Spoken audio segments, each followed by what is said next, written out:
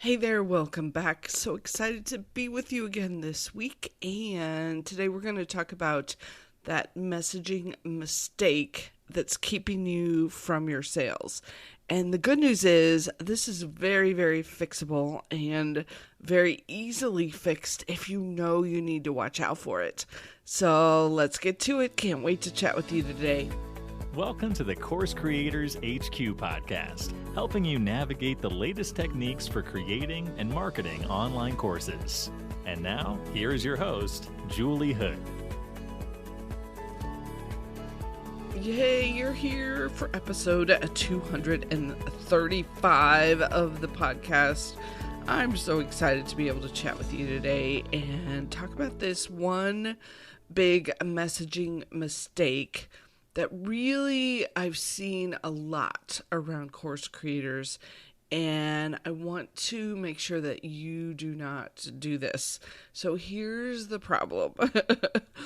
When you do not have clarity around exactly who your ideal customer is, and the other piece of it, you have to know how to speak to them, what words to use, what to say to them so that it resonates, then you're going to have trouble with sales. So that's usually one of two different things I see happening when people have trouble with sales. They either don't have the exact messaging figured out, or they're not getting in front of enough people with their offer. So we'll talk to the part about not enough people later. Today I want to talk about messaging. And if you've created your course and you're like, it's perfect for everybody needs it. The challenge is then it doesn't really resonate with anyone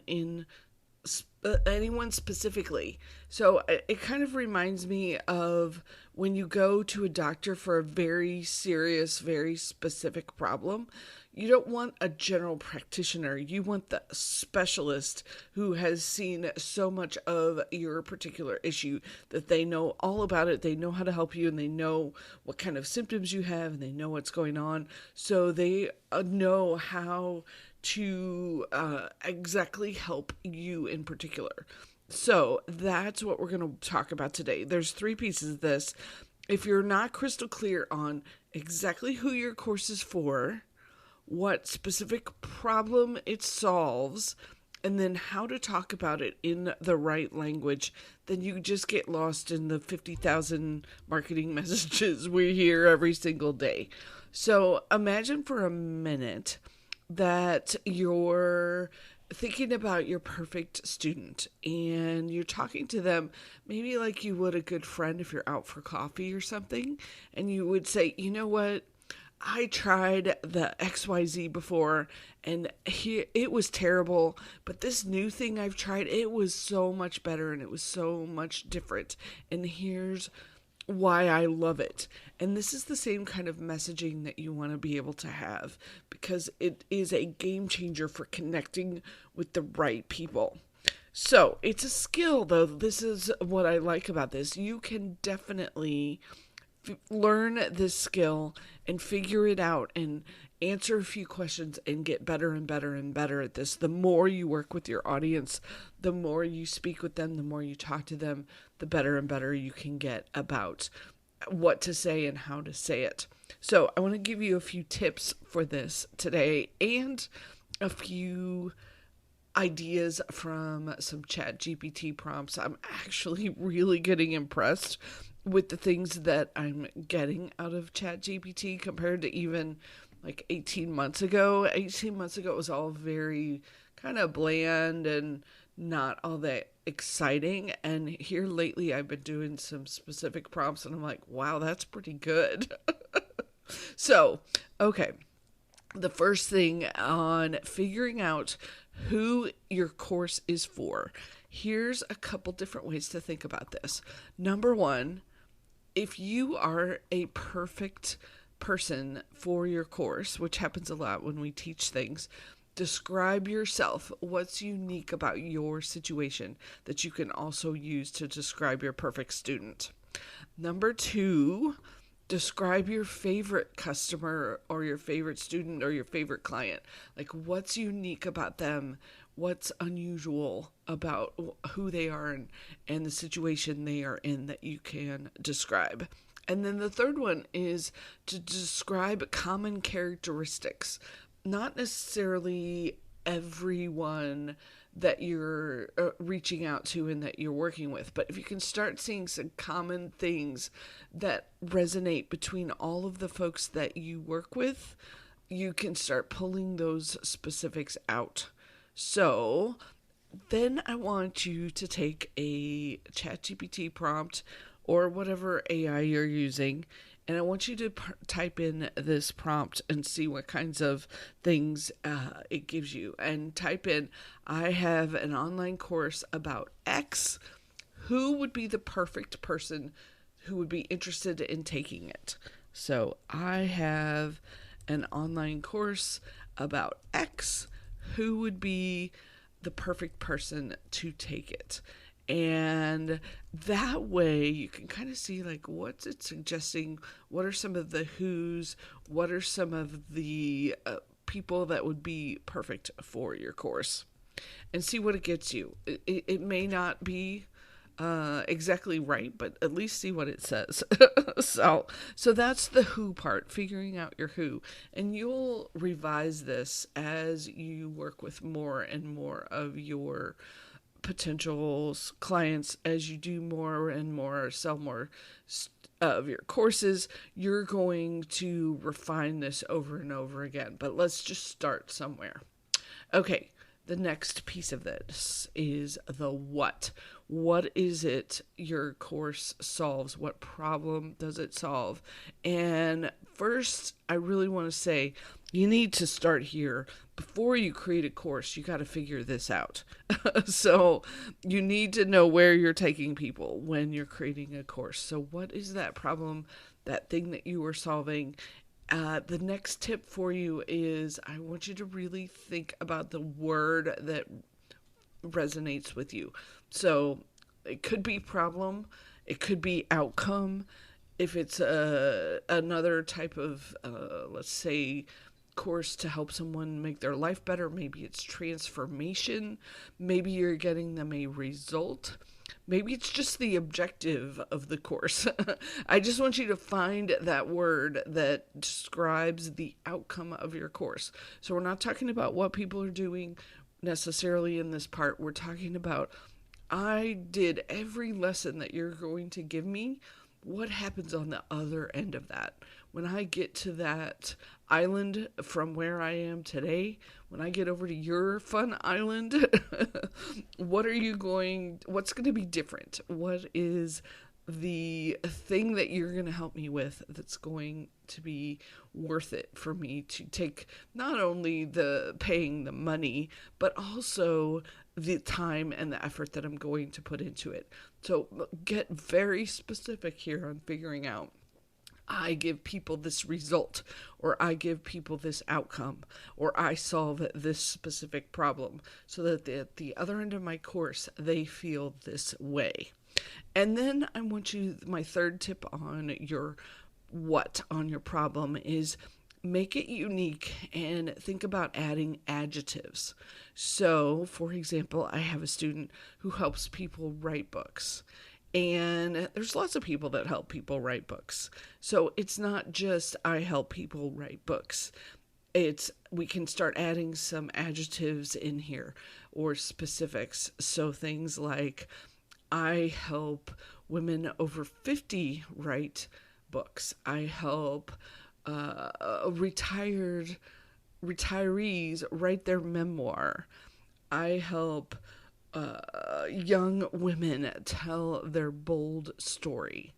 So you see how we're adding in words to the basic what, which is I help people write a book, and then we're going to add in some more specifics to that description. And I know this sounds a little bit tedious, and it kind of is, but as you figure this out, this is what starts resonating with the right people for your course. So you have to start somewhere on this, and it could be that you pick a direction, you pick a what, and then you decide, Yeah, that one didn't work as well. I couldn't figure out how to find those folks. So then you shift your direction a bit and you change your marketing. You don't necessarily have to change the course because the marketing angle is what you can shift. If you've put your course together in a way that's more generic, then you can just shift the marketing approach and the marketing angle that you're taking to talk to a different group. So maybe this month's promotion is going to women over 50, and then next month's promotion, you're going to talk to women in their 20s, but they can both take the same course because it's all about writing a book. So hopefully that helps you figure out, like, how is my course going to fit into this problem outcome? What do I need to be saying and thinking about? And then the last piece of this is the how to talk in their language. And this is probably the most essential piece of it. So I'm going to give you some places to go look because we want to go and find some very specific phrases and questions and the exact words that you see people using. So, number one, start with message boards, Facebook and LinkedIn groups, maybe even Reddit boards. What are the questions that people are asking about your topic? And what are the answers that they're hearing? And start gathering and researching and keeping this content so that you've got actual phrases that people are using. And then number two, I want you to go find other industry experts who are doing something similar and look for the phrases that they're using in the posts and the phrases that their comments are getting. So we're going to be very specific there around finding the right words that resonate. So look, this could be on maybe Instagram, maybe on, it could be on Facebook pages, that kind of thing. But looking for specific phrases that folks are using that you can also incorporate into your marketing. And then the third place I want you to go look is to visit books on Amazon about your topic and read the reviews, especially the negative ones, because that may point out some places where there are holes. And note the phrasing, especially on the low star reviews. What are people saying? What words are they using? What questions are they asking? What things are they saying? Like, this doesn't make sense, or this, they left this piece out. That kind of information is gold when you are putting your marketing together. And then the last thing I want to give you is one more bonus prompt to use with ChatGPT. And I will tell you, I did this one last night and I was like, wow, this is pretty good.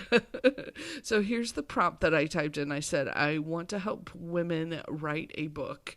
It's, if I'm speaking to women in their 20s, explain how it would be different than if I'm speaking to women in their 50s. And I just wanted it to point out some messaging specifics to me, but I was really impressed with what I got. So let me give you some of the details here. First, it talked about how the tone is different. So the tone for women in their 20s is empowering and bold and adventurous and very focused on self-discovery, which makes sense if you think about when you're in your 20s.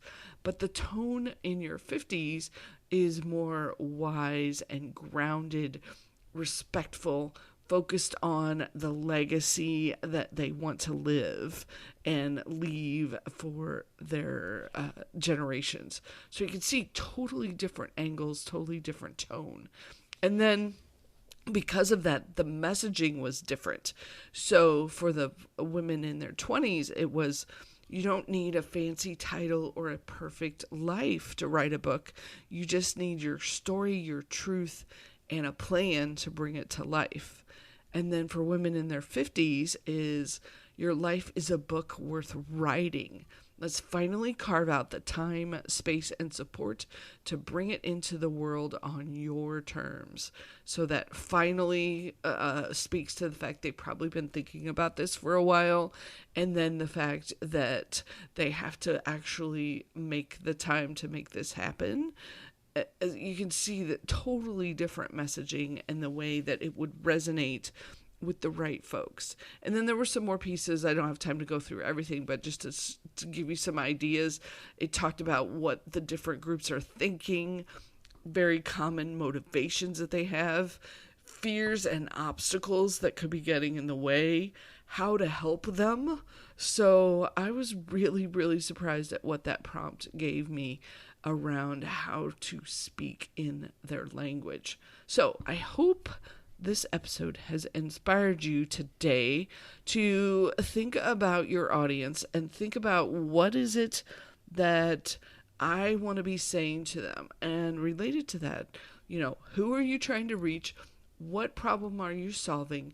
And how do you talk about it in the language that resonates with the people you're trying to reach? Use those prompts that I gave you, and you don't have to spend a long time. I mean, even just spending 30 minutes, 45 minutes and looking in a couple of these different places, you'll be amazed at what you'll be able to pull together quickly to at least get you started down that marketing path. And let me know how it goes. I'm super curious if this makes you feel more professional, more specific in your writing and the messaging that you're sending out around your course.